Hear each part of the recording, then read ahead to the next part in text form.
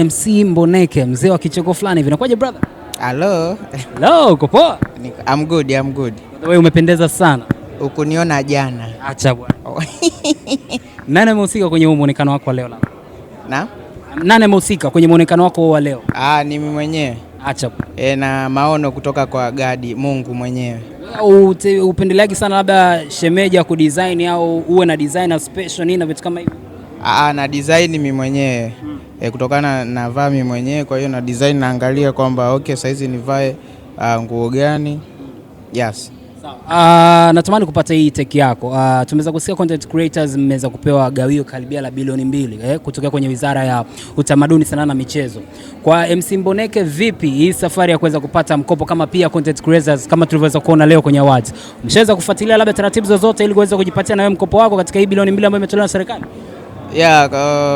Na mimi ni miongoni mwa content creator. Kwa hiyo kama alivyosema mheshimiwa Paul Makonda alivyotoa zile pale instruction namna ya kupata hizo hapo hizo gawio la bilioni 2 ambazo zimetolewa na mama yetu Samia Suluhu Hassan. Kwa hiyo na mimi nipo kufuata hizo hapo protocol kwa ajili ya kupata hilo hapo gawio. Hivi labda Mboneke leo singekuwa Instagram na TikTok na mitandao ya kijamii, leo ungekuwa nani wewe kama singekuwa mchekeshaji kama hivi tunavyokujua? Nahisi ningekuwa Oscar, sio MC Mboneke tena. Kwa hiyo kuwepo kwa social media ndo nikaitwa MC Mboneke.